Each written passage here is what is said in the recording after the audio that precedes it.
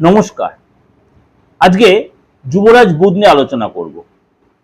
আপনারা যারা আমার নিয়মিত ভিউয়ার্স তারা তো জানেন আমি গ্রহ রাশির ট্রানজিটটা নিয়ে খুব জোর দিই, নক্ষত্রই বলুন আর রাশিতেই বলুন। কারণ এইটা যদি ঠিকঠাক আলোচনা করা যায়, আপনারা যারা নতুন অ্যাস্ট্রোলজি শিখছেন বা অ্যাস্ট্রোলজি কালচার করছেন বা যারা ভালো লাগে, এই আলোচনা আপনাদের অনেকেই ভালো, অনেকেই বলে যে দাদা ট্রানজিটটা একটু আলোচনা করলে ভালো হয়। আবার কেউ কেউ আমাকে হয়তো বলেছেন দাদা পলিটিক্যাল আলোচনা বাদ দিয়ে আপনি এটা যে করেন। আমি পলিটিক্যাল আলোচনাটা আমি নিজেও করতে একসময় ইন্টারেস্টেড নয়, কিন্তু কেউ কেউ কারো কারো তো সব রকমের আলোচনা করতে হয়, কারণ অনেকেরই ইয়ে থাকে, রিকোয়েস্ট থাকে সবাইকে আমার চলতে হবে, কেন আমি সোশ্যাল মিডিয়ায় প্রোগ্রাম করছি। যিনি লটারি অনেকে বলেছিলেন যে না আদার্স কিছু প্রোগ্রাম আমাকে করতে হয়, জন্যই আমার এই তন্ত্রমন্ত্রের ব্যাপারটা আলোচনা করতে হয়, যেটা এগুলো আমার কিছুটা আমার ইচ্ছার বিরুদ্ধে আলোচনা। সুতরাং এই যে আপনাদের নানা রকম এক্সট্রা আলোচনা, কারণ সবাই কিনা আমাকে চলতে বারবার বলে দিলাম, খারাপভাবে নেবেন না, সব রকম প্রোগ্রামে আমাকে দিতে হবে। তেমনি আজকে আমি আলোচনা করি এই যুবরাজ বুধ। যুবরাজ বুধ বা রাজকুমার বুধ এই মুহূর্তে বসে আছে আপনার নিচ রাশি মীন রাশিতে, বুধ মঙ্গল শনি জুতি তৈরি করে।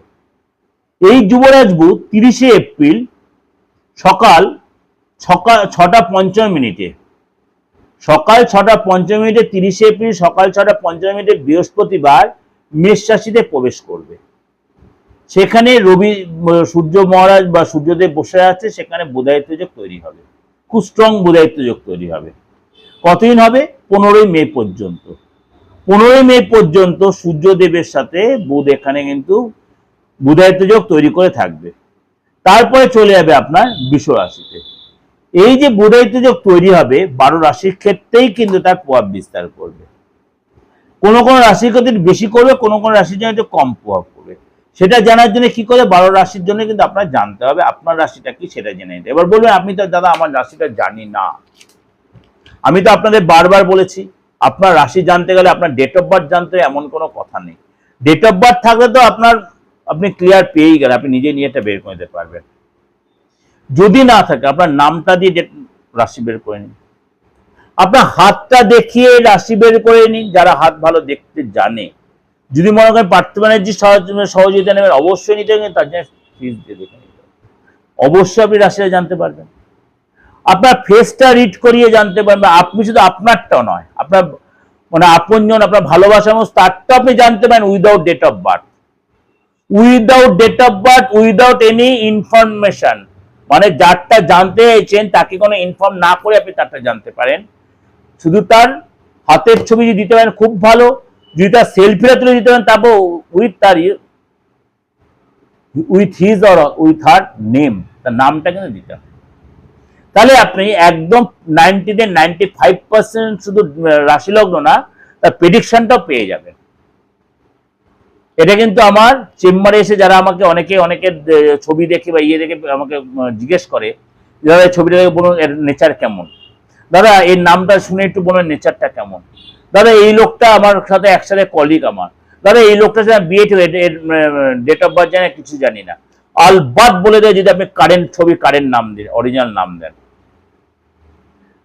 আপনি যদি সেই লোকটার কারেন্ট ছবি বা মুখের সেই ছবি দিতে পারেন, সেই লোকটা বা সেই মহিলা বা যেই হন, পুরুষ বা মহিলা, এবং তার অরিজিনাল নাম দিতে পারেন যে কোনো ধর্মের, আলবাত বলে দেওয়া যায়, বলে দিতে পারি, আমি দিই। এইটা আমি গর্ব করে বলছি, একদম 100% মিলবে তার নেচারের সাথে।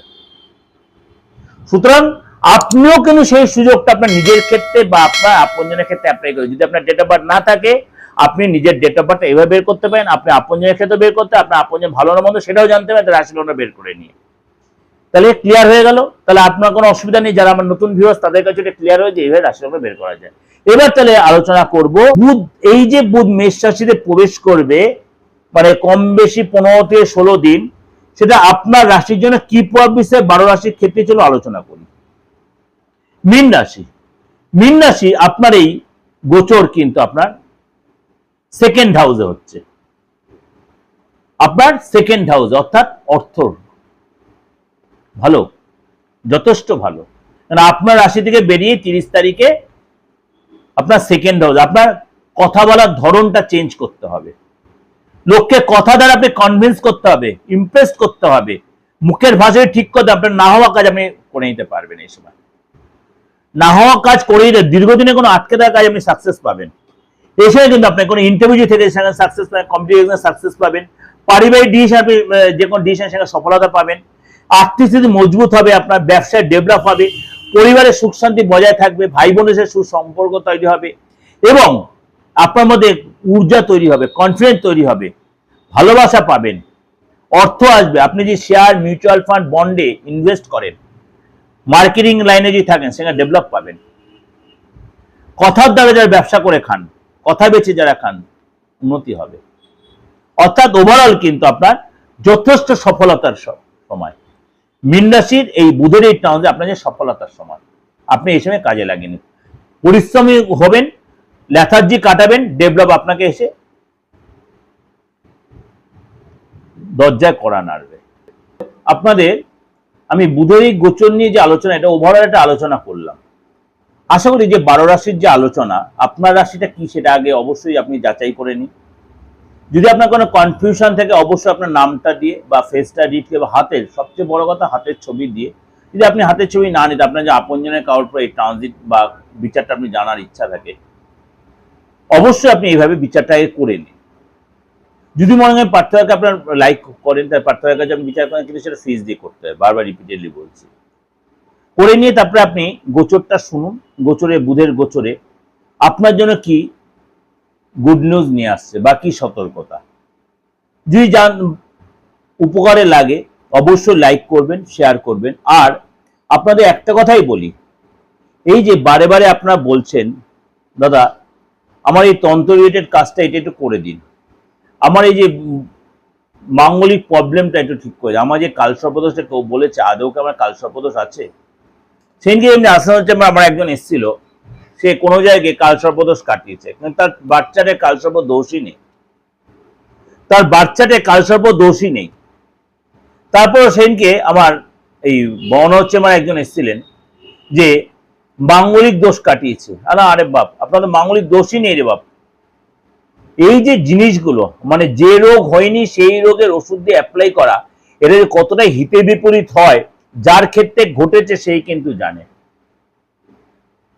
আর্ধেক লোক এই মানে নিজেদের কিছু মানে সরি খারাপভাবে নেবেন না, হয় না আপনারা বোঝেন না, নয়তো আপনারা নিজেদের স্বার্থ চৈতার্থ করার জন্য ভুল করে ফেলছেন। এটা করা কিন্তু ভুল হয়ে যাচ্ছে।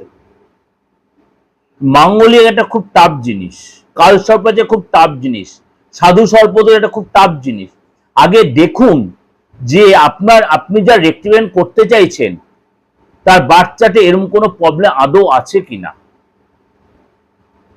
বা গুরুচণ্ডাল দোষ বা গ্রহণ দোষ, এই প্রত্যেকটাই রেক্টিফিকেশন করার প্রয়োজন আলবাত আছে। কিন্তু অবশ্যই আগে দেখে নিতে হবে আমরা যারা অ্যাস্ট্রোলজার, আমরা যারা তান্ত্রিক, আগে যার প্রেডিকশনটা করছি, যার প্রতিকার করতে চাইছি, তার বাচ্চাটিকে আদৌ সেই দোষগুলো আছে, বা আপনি যেটা কাটাতে চাইছেন সেটা না থেকে তার চাঁদ আরো কোনো টাপ কোনো দোষ রয়েছে, আপনি সেটা তো অ্যালুপ করে বেরিয়ে গেলেন, তাহলে কিন্তু তার লাভ কিছুই হলো না, কিচ্ছু লাভ হলো না। এটা আপনাদের একটাই কথা, আমরা যারা তান্ত্রিক যারা রয়েছি, আমরা তো লোকের সেবার জন্য এই প্রফেশনে এসেছি, অবশ্যই আমরা সবার থেকে অর্থ নিই, প্রয়োজন আছে, কেন আমাদেরও ঘর সংসার, আমাদেরও পেট আছে বা সব আছে, যাই হোক। কিন্তু যারা আমাদের কাছে আসছে তারা তো আমাদের কাছে ভরসা বা বিশ্বাস করে আসছে, সেই ভরসা বা বিশ্বাসের জায়গাটা কিন্তু অবশ্যই রাখতে হবে আমাদের। উভয় পক্ষকেই কিন্তু সততা মেনটেন করতে হবে। আমি জ্ঞান কাউকে দিচ্ছি না, কারণ যারা আমার কাছে এসে বলছে হ্যাঁ আমি মাঙ্গলিক দোষ কাটিয়ে, দেখা গেলে তার চারটা আদৌ মাঙ্গলিক দোষ নেই, আদৌ তার কালসর্প দোষ নেই, আদৌ তার সাধু সর্প দোষ নেই, গুরুচণ্ডাল দোষ নেই, এগুলো খুব টাপ দোষ। কিন্তু যার চার্টে আছে, যার হরোস্কোপে আছে, যার পিতৃদোষ আছে, মাতৃদোষ আছে, অবশ্যই সেগুলো রেক্টিফিকেশন প্রয়োজন, আলবাত প্রয়োজন। তাহলে এইটা আগে আমাদের বুঝতে হবে। যাই হোক, এটা সকলের উদ্দেশ্যে বললাম, ক্লায়েন্টের উদ্দেশ্যেও বললাম, অ্যাস্ট্রোলজার তান্ত্রিকের উদ্দেশ্যও বললাম। সবাই আমরা নিজেদের মতো ভালো থাকবেন। অবশ্যই সবার সেবার জন্য নিয়োজিত হয়েছি, নিয়োজিত রেখেছি যতদিন দেহে প্রাণ থাকবে, কিন্তু অবশ্যই সেটা ফিজ বা রেমুনারেশন বা এই প্রতিকারের পয়সা, কারণ আমাদেরও ঘর সংসার আছে। আমি একদম এই মিথ্যা রাস্তা নিয়ে চলতে চাই না। যদি মনে হয় পার্থনাজিকে ভরসা লাগে, বিশ্বাস লাগে, যোগাযোগ করবেন। দেশে বিদেশে যে কোনো প্রান্তে যে কোনো ধর্মে, আমি বারবার বলি আমাদের ভারতবর্ষ হচ্ছে সেকুলারিজম স্টেট, সর্বধর্ম সমন্বয়ের।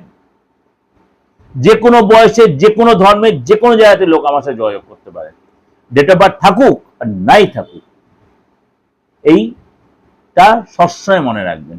পার্থনাজি হাজির। ভালো থাকবেন, নমস্কার।